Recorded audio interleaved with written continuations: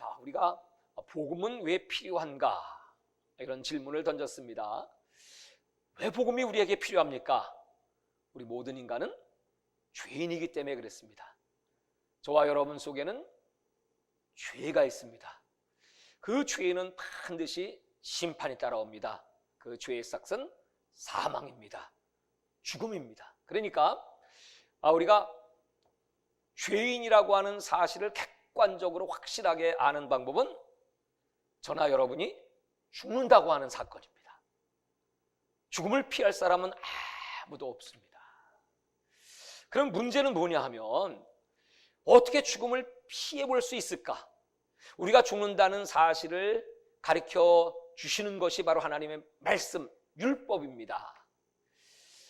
율법의 말씀은 이 세상에 의인은 없다.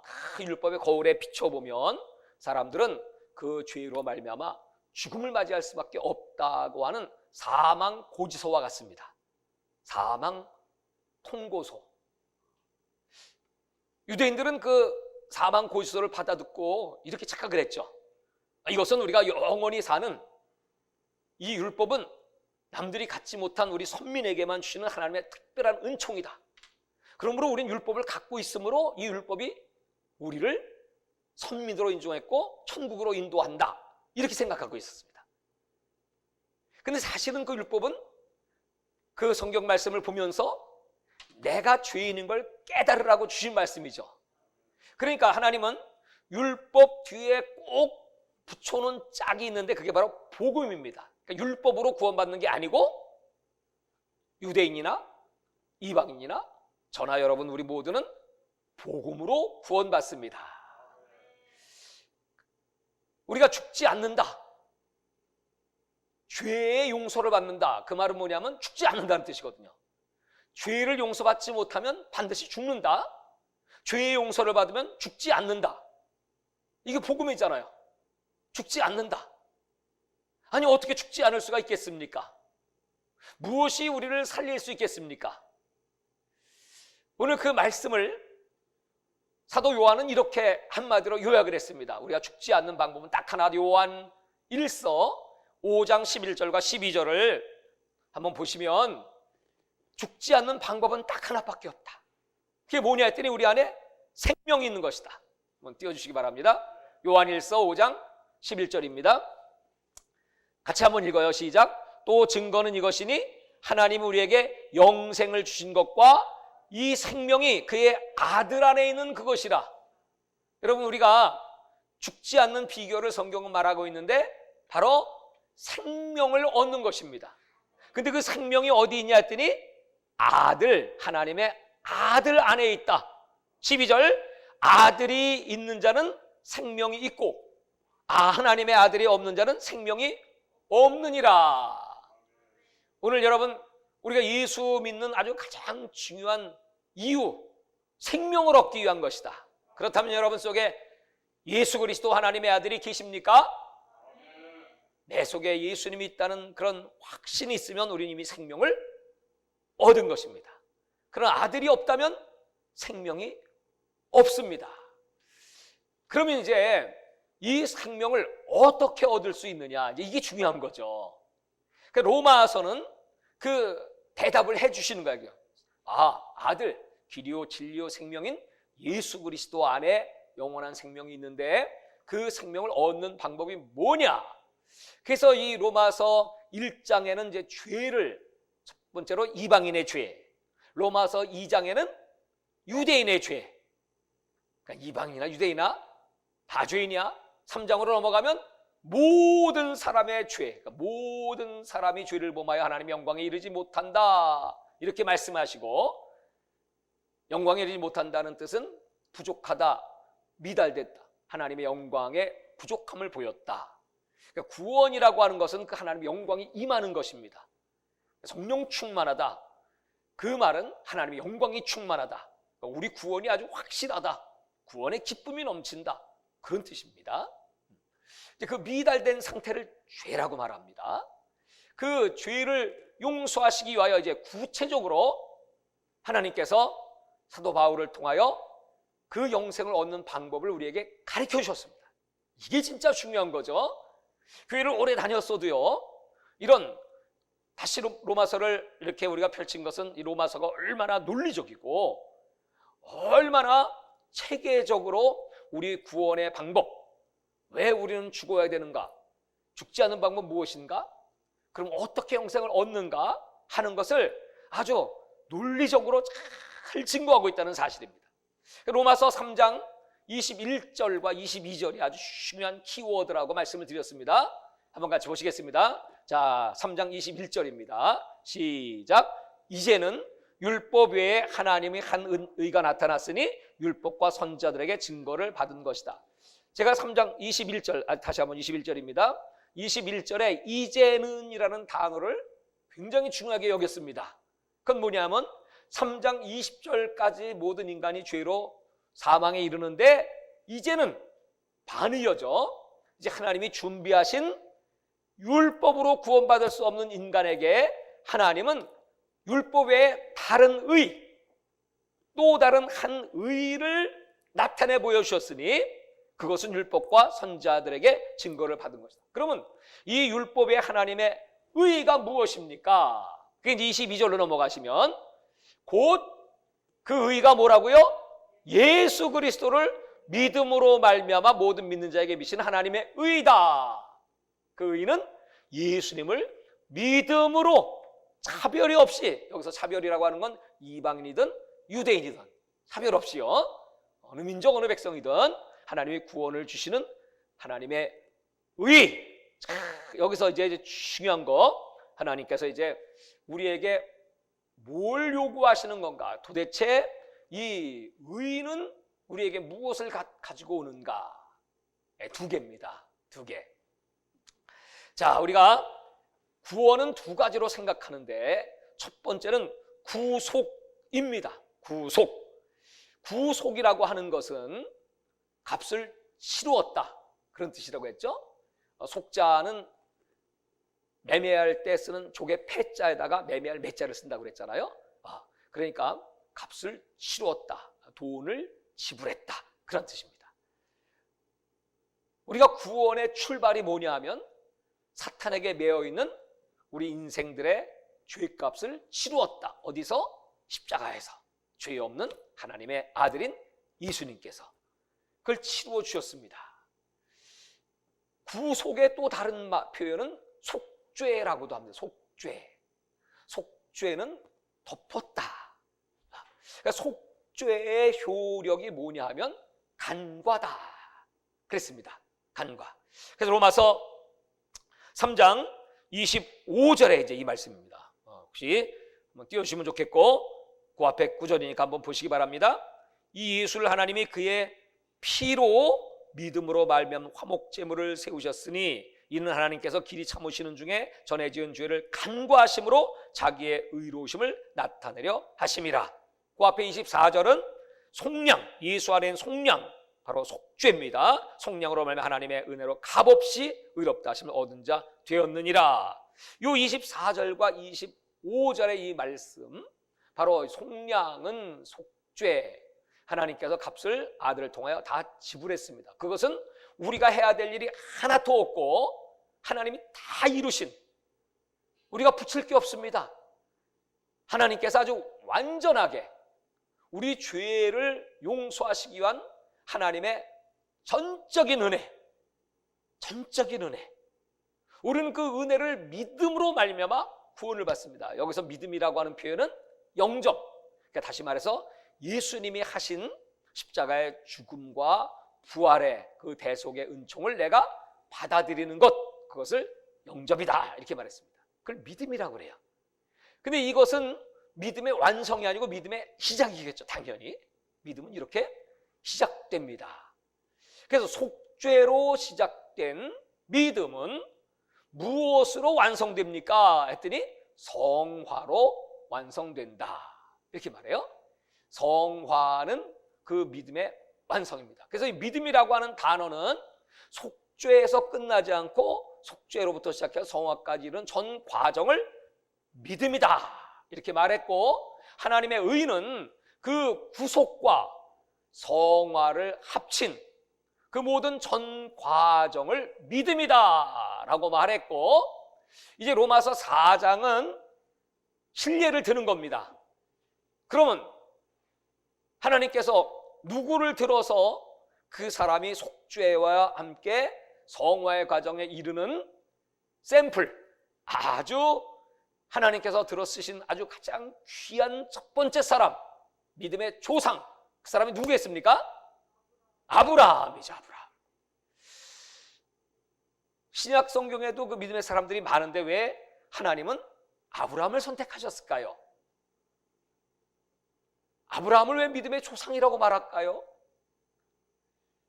그것은 이 로마서를 기록한 사도 바울의 그 신학적 근거가, 오늘 이 로마서를 기록하게 된 배경이 바로 창세기라고 하는 모세오경의 첫 번째 책. 그는 율법에 정통한 사람, 구약에 정통한 사람이었기 때문에 이스라엘 백성들에게 있어서 가장 존경받고 인정받는 그 믿음의 조상이 바로 아브라함이기 때문에 오늘 3장까지 이 속죄와 성화를 통한 구원의 전 과정을 쭉 설명하면서 실례로 4장을 딱 들어가서 아브라함을 얘기하는 거야. 또 한 사람이 등장하는데 다윗이죠. 오늘 읽은 8절까지 본문에는 다윗이 나옵니다. 그러니까 아브라함과 다윗은 이스라엘 민족의 가장 모범적인 믿음의 사람들이기 때문에 그 두 사람을 딱 내세워서 이제 본격적으로 믿음이 무엇인가, 본격적으로 복음이 무엇인가, 본격적으로 구원이 무엇인가를 가르쳐 주시는 겁니다. 이게 참 중요한 내용이죠. 네. 자, 그럼 여러분 4장 1절을 가보시겠습니다. 이제 오늘 읽은 본문의 1절을 가보겠습니다. 시작. 그런즉 육신으로 우리 조상인 아브라함이 무엇을 얻었다 하리요. 자, 분명히 믿음의 조상이라고 했는데, 여러분 아브라함은 유대인이에요, 이방인이에요? 유대인의 조상인데 알고 보면 그때 당시는 유대인이 아니었죠. 이방인이죠, 이방인. 갈대아 우르 사람이잖아요. 근데 그 사람이 그러니까 모든 민족의 조상이 된 거죠. 그 사람을 하나님이 뽑으신 거야. 그때 상태의 아브라함의 모습이 뭐냐면 육신으로 이렇게 기록되어 있죠. 육신으로. 여러분 우리가 육신 또는 육체라고 할 때 이제 두 가지 의미가 있습니다. 첫 번째는 뭐냐면 순수한 몸, body. 이거 이제 이 육체 이제 기능을 가진 육체죠. 근데 이제 육신이라고 하는 또 다른 단어는 뭐냐면 그것은 육체 속에 있는 인간의 정신세계의 부패성, 정신의 부패, 다시 말해 죄죠. 그래서 성경은 육신으로 할 때 오늘 여기 본문의 육신은 그것을 사르크스라고 합니다. 또 다른 영어의 표현은 플래시입니다. 플래시. 아브라함은 어떤 사람이냐 하면 그냥 여기서 바디, 몸을 가진 그런 자연적 인간을 표현한 것이 아니고 이방 세계, 우상의 세계, 거기서 육신적으로 살았던 인간의 욕심, 인간의 깨와 인간의 지혜를 가지고 살았던 사람이다. 그러니까 아브라함이 특별한 게 하나도 없습니다. 그냥 똑같은 저와 여러분처럼 그냥 죄 짓고 살았던 사람입니다. 하나님을 알지 못하는 이방인일 뿐입니다. 근데 그를 하나님이 믿음의 조상으로 이제 선택을 딱 하셔가지고 말이죠. 그것이 그 아브라함이 뭘 얻었습니까? 2절부터 설명을 하는 것입니다. 만일 아브라함이 행위로서 의롭다 하심을 받았으면 자랑할 것이 있으려니와 하나님 앞에서는 없느니라. 그러니까 아브라함의 이 믿음은 행위로 인한 믿음입니까? 아니면 믿음으로 말미암은 하나님의 의입니까? 믿음이죠. 믿음. 믿음으로. 인간의 행위로 말하면 자랑할 것이 아무것도 없어요. 행위로는 구원받을 자가 없습니다. 이 아브라함이 그 믿음으로 의롭다함을 여기게 되었는데 3절에 보시면 성경이 무엇을 말하느냐? 아브라함이 하나님을 믿음에 그것이 그에게 의로 여겨진 바 되었느니라. 이렇게 했어요. 그럼 여러분 성경이 무엇을 말하느냐? 지금 여기 바울은 이 성경을 어떤 성경을 얘기하는 것일까요? 어떤 성경을 지금 지칭하고 있는 것일까요? 창세기지, 창세기. 그죠? 그럼 창세기 몇 장일까요? 이게 바로 15장이 처음으로 하나님이 아브라함을 의롭다고 인정하시는 장면이 등장합니다. 창세기 15장 1절부터 6절까지의 말씀입니다. 자, 이제 같이 한번 쭉 읽어봅시다. 시작. 이후에 여호와의 말씀이 환상 중에 아브라함에게 임하여 이르시되 아브라함아 두려워하지 말라. 나는 네 방패요 너의 지극히 큰 상급이니라. 2절 아브라함이 이르되 주여 여호와여 무엇을 내게 주시려 하나이까? 나는 자식이 없사오니 나의 상속자는 이 다메섹 사람 엘리에셀이니이다. 아브라함이 또 이르되 주께서 내게 씨를 주지 아니하셨으니 내 집에서 길린 자가 내 상속자가 될 것이니이다.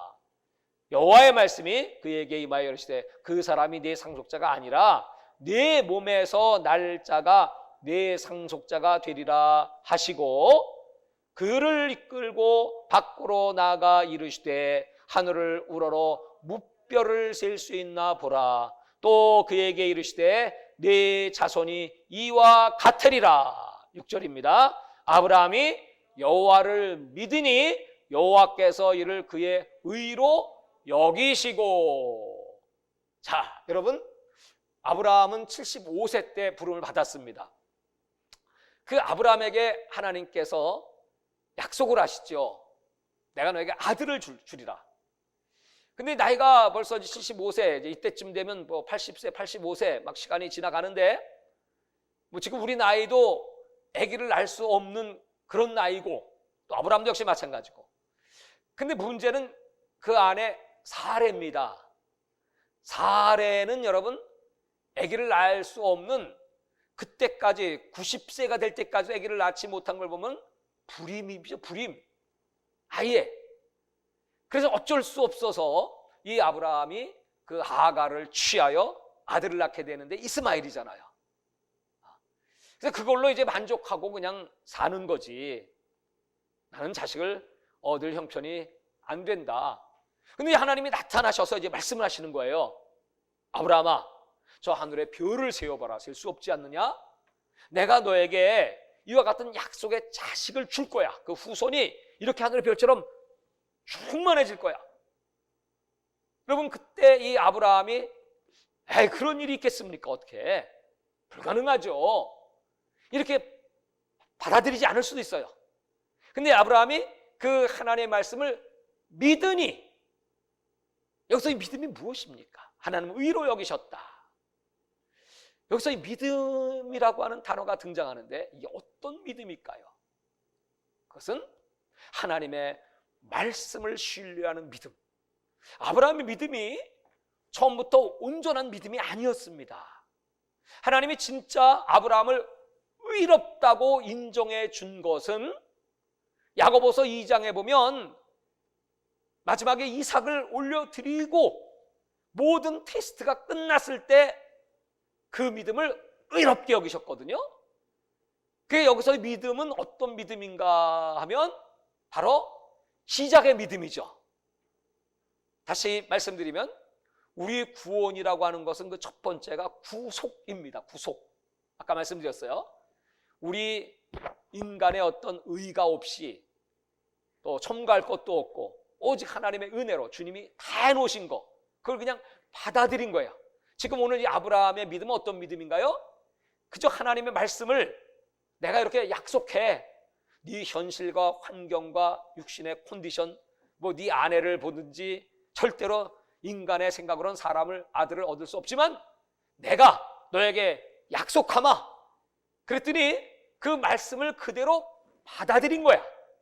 이것이 믿음의 시작입니다. 아브라함이 여기서부터 의인이 된 것이 아니고 이제 의인이 되는 과정으로 그 의를 향하여 출발하게 되었다 이 말이에요. 이렇게 시작한 믿음이 그 다음에 이제 로마서 17절을 한번 보시죠. 17절 여기 또 이렇게 나와요. 4장 17절입니다. 기록된 바 내가 너를 많은 민족의 조상으로 세웠다 하신 것 같으니 그가 믿은 바 하나님은 죽은 자를 살리시며 없는 것을 있는 것으로 부르시는 이시니라. 아브라함이 바랄 수 없는 중에 바라고 믿었으니 이는 네 후손이 이가 되리라 하신 말씀대로 많은 민족의 조상이 되게 하려 하심이라. 여기에 이 믿음은 창세기 15장의 믿음보다 더 증가된, 더 향상된 그 믿음이 지금 점점 성장하고 있는 거야, 이 아브라함이. 그게 오늘 여기 기록된 바는 창세기 15장이 아니고 창세기 17장입니다. 자, 17장 한번 1절을 한번 같이 한번 보겠습니다. 창세기 17장입니다. 하나님께서 이 아브라함의 믿음을 성장을 시키시는데 어떻게 성장하시는지. 창세기 17장 나왔어요? 자, 이게 99세 때입니다. 시작. 아브라함이 99세 때 여호와께서 아브라함에게 나타나서 그에게 이르시되 나는 전능한 하나님이라 너는 내 앞에 성하여 완전하라. 하나님은 우리가 처음 예수 믿을 때 그 어린아이 같은 믿음, 아주 작은 믿음이죠. 그냥 은혜로 값없이 구원을 얻었어요. 그래서 그냥 막 내가 하나님을 만났어, 기적을 체험했지, 은사도 받았어, 방언도 말하게 되었어, 응답도 받았어. 그냥 막 펄펄 뛰고 이제 그런 첫사랑의 시절이 있습니다. 그게 시작이에요. 그 시작이 이제 성화의 과정을 거쳐가면서 오늘 여기 말씀처럼 너는 하나님 앞에 완전하라. 그 하나님은 전능하신 하나님이야. 그 완전을 향하여 우리의 믿음이 계속해서 전진하고 그리스도를 닮아가고 그리스도의 형상으로 충만하고 그 하나님의 영광, 우리가 고린도후서 4장을 읽었습니다, 주일날. 그 하나님의 영광에서 영광으로 이르는 그 완전한 길로 가는 그 전 과정을 하나님의 의다 이렇게 말하는 거예요. 여러분, 우리가 신앙생활하면서 착각하는 게 있어요. 이미 우리는 구원을 받았으므로 이 구원을 등한히 여기든지 값없이 받은 거니까 그냥 별거 아닌 것처럼, 그러니까 교회는 다니고 예수를 믿어도 삶의 변화가 없어. 전혀 구원의 가치를 존중하지 않아. 그냥 이방 사람 세상 사람 사는 거야. 혹시 여러분들이 그런 분 보셨나요? 여러분 주변에 한 명도 없나요?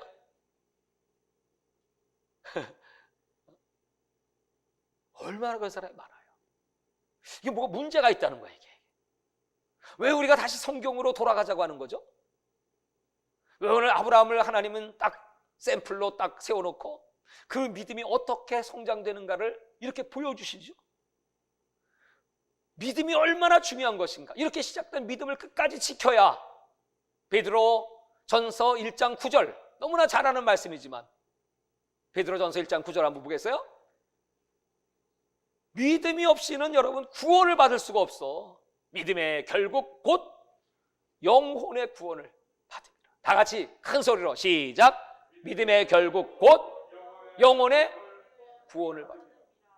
그 믿음이 온전치 못하고 여러분 믿음이 중간에서 파산하든지 떠내려가든지 변질되든지 타락하든지 하게 되면 영혼 구원 받아요? 못 받아요? 못 받아요. 절대로 못 받아요. 베드로가 딱 그렇게 말했어. 왜 우리가 예수 믿어요? 구원 받으려고. 한번 물어볼까요, 서로? 왜 예수 믿으세요? 구원 받으려고. 그렇죠? 믿음의 결국 구원 받고 천국 가려고 그래요.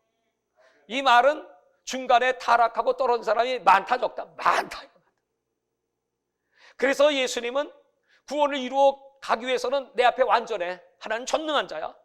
그러니까 예수님이 가신 그 길 가야 돼. 그 믿음의 길은 좁은 길이야. 누가 넓은 길이라고 그래?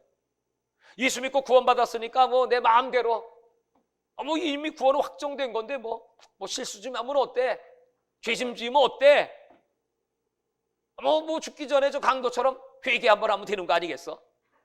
뭐 교회는 뭐 꼭 그렇게 열심히 나가야 돼? 적당히 믿고 하다가 죽기 전에 하나님 다 용서해 주세요. 저 강도처럼 나도 천국으로 아멘 꼴깍. 여러분 그럴 수 있냐 이 말이에요. 구원을 얼마나 우습게 하는 거야 이거, 그지? 하나님이 그 아들을 보내셔서 십자가에 이루신 구원의 역사. 그 몸짓고 피 흘린 그 당한 고통, 그걸 값을 매길 수가 없어서 값없이라는 표현을 쓴 거지. 그걸 은혜라고 표현한 거지. 그래서 신앙의 성장이 없고 성숙도 없고 예배도 귀히 여기지 않고, 히브리서 11장 6절을 보십시오. 믿음은 영혼의 구원과 함께 믿음이 없이는 하나님을 기쁘시게 하지 못하나니. 믿음이 있어야 하나님 기뻐하세요. 하나님께 나아가는 자는 반드시 그가 계신 것과, 여러분 하나님이 살아계신 거 다 믿으시죠? 그리고 그가 자기를 찾는 자들에게 뭘 주세요? 상 주시는 이심을 믿어야 할지니라. 오늘 수요예배에 나오신 여러분들, 하나님이 상 주시는 걸 믿으십니까? 그러니까 예배가 소중한 거예요. 믿음으로 하나님을 기쁘시게 하고, 믿음은 상을 받습니다. 세 번째로, 이 믿음은 거기서 끝나지 않습니다. 우리가 오직 믿음으로 구하면, 야고보서 1장 6절 7절, 여러분 믿음으로 구하면 하나님이 응답을 주신다는 거야. 읽겠습니다. 시작. 오직 믿음으로 구하고 조금도 의심하지 말라. 의심하는 자는 마치 바람에 밀려 요동하는 바다 물결 같으니 이런 사람은 무엇인지 주께 얻기를 생각하지 말라. 믿음 없이 아무리 밤을 새우고 철야하고 금식해도 응답을 받을 수가 없어요. 오직 믿음으로 구해라. 그러니까 믿음이라는 것은 첫째로 영혼 구원, 두 번째로 하늘의 상급, 하나님이 기뻐하시는 일이니까, 세 번째로 우리 현실 속의 난제들을 해결하는 기도의 응답, 이게 다 믿음으로 오는 거예요. 오늘 사도 바울은 로마서 4장을 통하여 그 믿음의 실체, 믿음의 조상인 아브라함을 딱 내세워가지고, 그 유대인들이 이걸 읽으면서 말이죠, 그렇지, 창세기 뭐 정통하니까요, 창세기 15장에 시작된 그 믿음이 창세기 17장에 가면 완전하라. 그래갖고 그때 비로소 할례를 받아. 할례 99세 때. 할례 알죠? 여자는 없어요. 남자만. 피를 잘라내. 그게 이제 구원의 표. 할례는 약속, 언약의 징표, 하나님의 언약 백성이라는 하나님과의 약속입니다. 그래서 할례를 이제 딱 받고 나서 하나님이 드디어 너에게 이제 아들을 주리라 이제 말씀하시는 거야. 아니 지금 99세예요. 아니 지금 무슨 아들을 낳아요? 우리 마누라는 90세예요.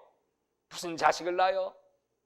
근데 토픽에 보니까 93세 된 할아버지가 아들을 낳더만. 진짜로. 근데 그 아내가 90세 할머니가 아니고 아주 젊더만. 젊으니까 젊은 몸에서 자식이 나온 거지, 90세 할머니가 절대로 아들 낳을 수 없잖아요. 그래서 그 장면을 히브리서 11장 19절에 보면 이렇게 표현을 해놓고 있죠. 히브리서 12장 11절입니다. 히브리서 11장 11절. 그 믿음을 쭉 설명하면서 읽어보겠어요. 시작. 믿음으로 사라 자신도 나이가 많아 단산하였으나. 잠깐, 단산은 그냥 내가 고만 낳자에서 끊는 단산일까요? 아니면 아이의 아기를 못 낳는 단산일까요? 아이의 아기를 못 낳는 단산이야. 나 아기를 낳아본 적이 없으니까, 그죠? 낳고 싶었지, 젊은 시절에.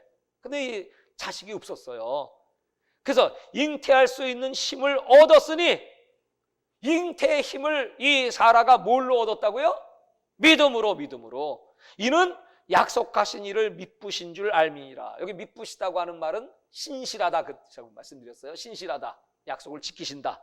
하나님은 당신이 뱉은 말씀은 후회가 없이 다 이루신다. 그것을 알고 그 하나님을 믿었어. 그러니까 이 90세의 사라가 믿음이 있는 거예요, 없는 거예요? 믿음이 있는 거지. 그게 히브리서 11장에 믿음의 장에 기록되는 거죠. 그러면 여러분, 이 믿음이 어떻게 생겼을까요? 믿음은 어떻게 생길까? 자연적으로 생길까요?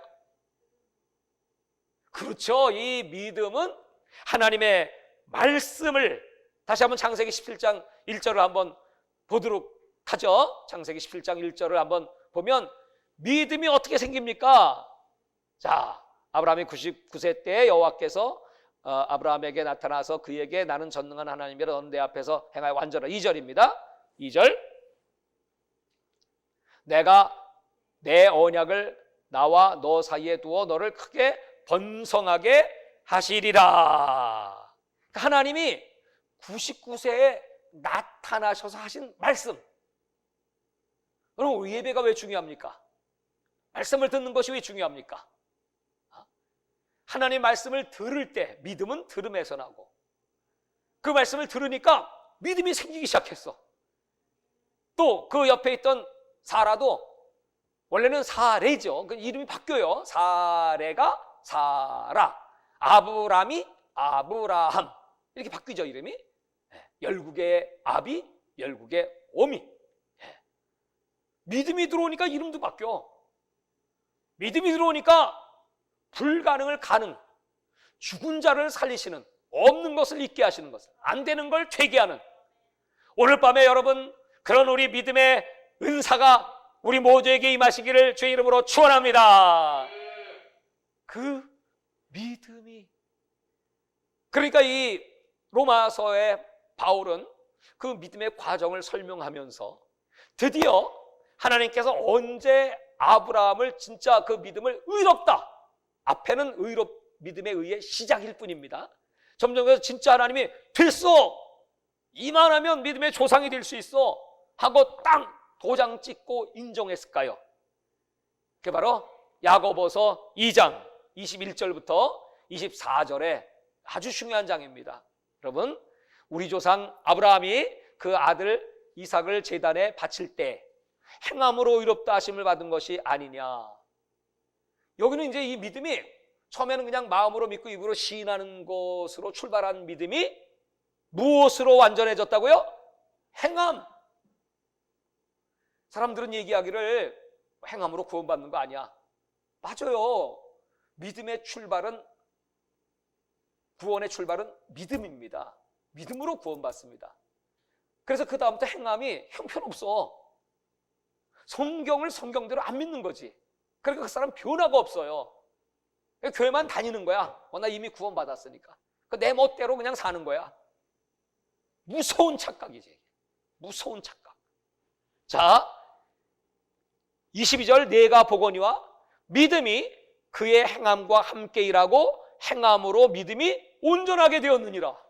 이 행함과 믿음은 손바닥의 안과 겉과 같습니다. 이건 같이 다니는 거예요. 행함이 없어? 그 믿음은 가짜입니다. 그러면서 23절입니다.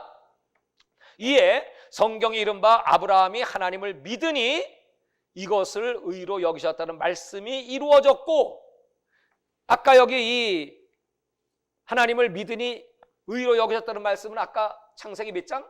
15장 6절 그때 하신 말씀이 이루어졌어. 이제 완성이 됐어, 아브라함의 믿음이. 그래서 그는 하나님의 벗이라 칭함을 받았나니. 여러분, 예수 딱 믿는 그 순간부터 너 내 친구 그럽니까? 여러분, 친구들 사귀면은 그냥 명함 딱 주고받으면서 너 내 친구 이럽니까? 안 그러죠. 시험도 해보고 또 같이 대화도 나눠보고 또 어려운 일을 당했을 때 그 친구가 어떻게 반응하나, 또 마음, 자신의 철학, 뭐 이런 것들. 특별히 이제 나이가 들어서는 친구 사이가 참 힘듭니다. 전부 가면, 위선, 자기 유익을 위해서 사람들 만나고 비즈니스를 위해서 친구들을 만나는 거지. 그러나 이제 어릴 때 친구들은 그게 없잖아요, 그죠? 그 남자들은 불알 친구라고 그러잖아요. 벌거벗고. 그러니까 다 알잖아요. 그래서 얘 친구가 좋다는 거 아니겠습니까? 그렇게 이제 신앙이 이제 성장되고 성장되면서 하나님 앞에 온전해지는 그 다음 절이 진짜 중요하죠. 자, 23절을 다시 한번 보겠어요. 23절. 야고보 2장 23절입니다. 이에 성경에 이른바 아브라함이 하나님을 믿으니 이것을 의로 여기셨다고 말씀이 이루어졌고 그는 하나님의 벗이라 칭을 받았나니. 그 다음에 24절입니다. 이로보건대 사람이 행함으로 의롭다함을 받고 믿음으로만은 아니야. 아까는 믿음으로 의롭다고 했는데 이제는 행함이 의로움을 증거하는 거예요. 이게 하나님의 뜻이에요. 그 다음 절 25절에 보면 뭐라고 나오죠? 또 이와 같이 기생 라합이 사자를 접대하여 다른 길로 나가게 할 때 행함으로 의롭다함을 받은 것이 아니냐? 행동. 그래서 목숨 걸고 이스라엘 정탐꾼들을 도와줬어요. 그러면서 26절에 가면 결정적으로 영혼 없는 몸이 죽은 것 같이 행함이 없는 믿음은 죽은 것이다. 믿음의 단계. 그래서 우리가 이신칭의라고 말하죠. 이신득의, 믿음으로 구원을 얻는다고 하는 이 말은 바로 이런 믿음의 전 과정, 속죄, 값없이 은혜로 구원을 얻게 되고, 그건 우리가 한 일이 아무것도 없습니다. 요한복음 19장 30절에 보면 다 이루었다, 예수님이 가상칠언에서 말씀하실 때 우리들이 할 일이 없어요. 오늘 여기 육신으로 기록된 아브라함이 무슨 속죄 역사에 뭐 꼽살이 껴서 뭐 하나님을 도와주신 게 있습니까? 저와 여러분이 하나님을 도와서 구원을 얻기 위한 내가 한 일이 있습니까? 없어요. 그러면 그건 은혜가 아니지. 그러면서 오늘 여기 로마서 4장 3절에 보시면 성경이 무엇을 말하느냐, 아브라함이 하나님 믿음에 그것이 그에게 의로 여겨진 바 되었느니라. 그러면서 일하는 자에게는 그 삭시 은혜로 여겨지지 아니하고 보수로 여겨지거니와. 여러분, 일하면 당연히 삭스를 받잖아요. 보수를 받잖아요. 일하고 받는 건 은혜가 아니잖아요. 내가 당연히 빚이지, 빚. 받아야 될 돈 받는 거지. 구원은 그게 아니다 말이죠. 하나님이 다 이루신 일을 내가 거저 값없이 은혜로 받았습니다. 5절입니다. 이를 아니할지라도 경건하지 아니한 자를 의롭다 하시는 이를 믿는 자에게는 그의 믿음을 의로 여기시나니. 우리 죄 많이 짓고 하나님도 알지 못했고 이런 형편없는 사람이었는데 하나님에 대한 소문을 듣고 하나님 말씀을 듣고 보니까 내가 죄인임을 깨닫고 율법 앞에 딱 서보니까 말이죠. 이건 뭐 간음한 것만 죄가 아니라 마음의 음욕만 풀어도 간음이네. 도둑질한 것만 죄가 아니고 욕심을 가졌어도 벌써 나는 죄인이네. 뭐 이런 사실을 딱 알고 나니까 나는 죄인으로서 나를 구원해 주세요. 아무것도 한 일 없지만 예수님이 나의 그 죄를 용서하시고 십자가의 그 구속의 역사 값을 다 치르신 걸 내가 믿나이다. 그 순간이 저와 여러분은 의인으로 딱 시작됐다 이 말이에요. 의를 향하여 가는 자다 이 말이죠. 그렇게 출발된 그 의가 이제 어떻게 완성이 됩니까? 아브라함 같이.